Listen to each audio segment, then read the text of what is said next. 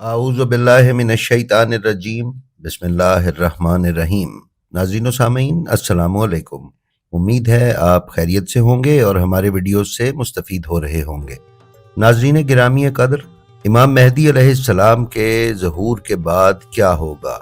ये एक बहुत बड़ा सवाल है जो हम सब के ज़हन में अक्सर उठता है और हम इसके जवाब की तलाश में सरगर्दां रहते हैं।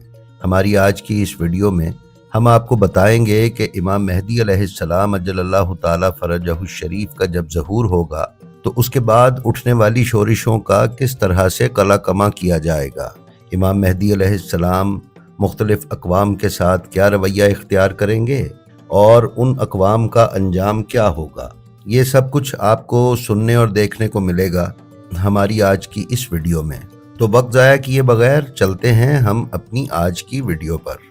नाज़रीन, अल्लामा नजमुद्दीन तिब्सी अपनी किताब सुल्तान कायनात इमाम ज़माना अलैहिस्सलाम की हुकूमत पर एक तायराना नज़र, जो कि बाज़ार में इमाम मेहदी अलैहिस्सलाम की हुकूमत ज़हूर से पहले और ज़हूर के बाद के नाम से भी दस्तयाब है, में बयान फरमाते हैं कि हज़रत मेहदी अलैहिस्सलाम के ज़हूर और मुख्तलिफ शहरों और मुल्कों के फ़तह हो जाने के बाद बाज़ शहर और कबीले के लोग हज़रत के मुकाबिल आ जाएंगे, लेकिन हज़रत के लश्कर के ज़रिए शिकस्त खाएंगे। नीज़ बाज़ कज फ़िक्र हज़रत की बाज़ मसाइल में नाफरमानी करेंगे और हज़रत के ख़िलाफ़ तुग़यानी करेंगे, यानी सर उठाएंगे, और फिर दोबारा हज़रत के लश्कर के ज़रिए उनकी सरकोबी की जाएगी। इस सिलसिले में नजमुद्दीन तिब्सी ने इमाम जाफ़र सादिक अलैहिस्सलाम की एक रिवायत बयान फरमाई है, जिसमें इमाम फरमाते हैं कि 13 शहर 13 और ताइफे और कबीले ऐसे हैं जो हज़रत के साथ जंग करेंगे और हज़रत उनसे जंग करेंगे। वो 13 कुछ ये हैं: मक्का, मदीना, शाम, बनी उमैया, बसरा, दमनसियान, कुर्द, अरब, बनी ज़िब्बा, गनी, बाहिला, अज़द और सरज़मीन रै के लोग। इमाम मोहम्मद बाक़िर अलैहिस्सलाम इरशाद फरमाते हैं कि हज़रत मेहदी अज्जलल्लाहु ताला फरजहु शरीफ की बातों से बाज़ लोगों की पुरखाश के बारे में हज़रत मेहदी कुछ अहकाम बयान फरमाएंगे, या बाज़ सुन्नत की बात करेंगे तो बाज़ गिरोह हज़रत पर एतराज़ व मुखालिफत करते हुए मस्जिद से बाहर निकल पड़ेंगे। हज़रत उनके ताक़ुब का हुक्म देंगे। हज़रत का लश्कर तमारीन मोहल्ले में उन पर काबू पाएगा और उन्हें असीर करके हज़रत की खिदमत में लाएगा। फिर हज़रत हुक्म देंगे कि सब की गर्दन मार दो। ये हज़रत के खिलाफ आखिरी शोरिश व सरपेची होगी।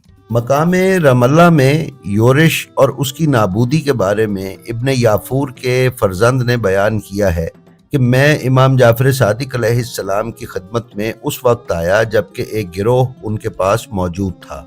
हज़रत ने मुझसे कहा, क्या तुमने कुरान पढ़ा है? मैंने कहा, जी हाँ। तो हज़रत ने फरमाया कि हज़रत मूसा अलैहिस्सलाम ने अपनी कौम के लिए कुछ बयान किया, लेकिन वो उसके अहल नहीं थे और हज़रत के ख़िलाफ़ मिस्र में क़याम कर बैठे।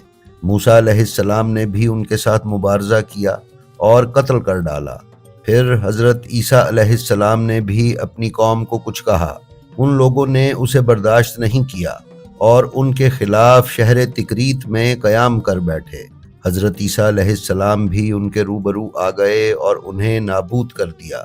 ये खुदावंद आलम के उस कौल के मानी हैं जिसमें वो फरमाता है कि बनी इसराइल का एक गिरोह ईमान लाया और दूसरा काफिर हो गया, तो हमने ईमान लाने वाले की नुसरत और दुश्मनों पर कामयाबी अता की।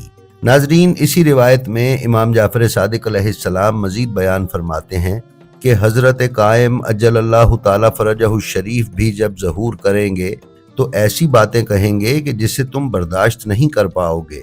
इस एतबार से शहर रमल्ला में हज़रत के ख़िलाफ़ क़याम और जंग करोगे तो हज़रत भी तुम्हारे मुकाबिल आकर तुम्हें कत्ल करेंगे। ये हज़रत के ख़िलाफ़ आखिरी योरिश होगी। नाजरीन, आपने मुलाहिज़ा फरमाया कि इमाम मेहदी अलैहिस्सलाम को जिस आखिरी शोरिश का सामना करना पड़ेगा या जो आखिरी जंग लड़नी पड़ेगी वो इसराइल के खित्ते रमल्ला में होगी। हम अपनी साबका वीडियोज़ में भी गाहे बगाहे आपसे ये बयान करते रहे हैं کہ امام علیہ السلام کا سب سے زیادہ مخالفت کرنے والا قبیلہ یا قوم یا ملک اسرائیل ہے، اور اسرائیل اور یہودی امام علیہ السلام کے ظہور اور ان کے انتظار میں شاید ہم مسلمانوں سے زیادہ ہے، اس لیے کہ وہ اپنے طور پر امام مہدی علیہ السلام سے مقابلہ کرنے کے انتظار میں بیٹھے ہیں، اور اس سلسلے میں وہ امام کا مقابلہ کرنے کے لیے اینٹی کرائسٹ یا دجال کو بھرپور قوت فراہم کرنے کا منصوبہ بنا کر بیٹھے ہوئے ہیں۔ بہرحال حضرت امام عصر عجل اللہ تعالی فرجہ الشریف کی حکومت برقرار اور نظام الہی کے قائم ہونے اور شیطانی قوتوں کے خاتمے سے جنگ رک جائے گی۔ پھر کوئی ایسی طاقت نہ ہوگی جو حضرت مہدی عجل اللہ تعالی فرجہ الشریف کی فوج سے نبرد آزمائی کرے۔ اس لحاظ سے فوجی ساز و سامان بغیر مانگ کے بازاروں میں نظر آئیں گے، یعنی فوجی ساز و سامان کی ڈیمانڈ بالکل ختم ہو جائے گی۔ آخرکار اتنے سستے ہوں گے کہ کوئی خریدار نہ ہوگا۔ حضرت علی علیہ السلام فرماتے ہیں، جسے کتاب عقد الدرر میں بیان کیا گیا ہے، کہ جنگیں ختم ہو جائیں گی۔ ناظرین، اسی سلسلے میں ایک روایت کعب سے منسوب ہے۔ کعب کہتے ہیں کہ اس وقت ایام کا خاتمہ ہوگا جب قریش سے ایک شخص بیت المقدس میں ساکن ہو جائے گا۔ رسول خدا صلی اللہ علیہ وآلہ وسلم نے ایک خطبے میں دجال اور اس کے قتل ہونے کے بارے میں فرمایا کہ اس کے بعد ایک گھوڑے کی قیمت چند درہم ہو جائے گی۔ یہ روایت آپ کتاب المعجم الکبیر میں دیکھ سکتے ہیں، اور اسی روایت کو عقد الدرر میں بھی بیان کیا گیا ہے۔ ناظرین، اسی طرح ابن مسعود سے ایک روایت مروی ہے جو یہ ہے کہ قیامت کی ایک علامت یہ ہے کہ عورت اور گھوڑے مہنگے ہو جائیں گے، پھر اس کے بعد سستے ہو جائیں گے کہ قیامت تک پھر کبھی ان کی قیمت نہیں بڑھے گی۔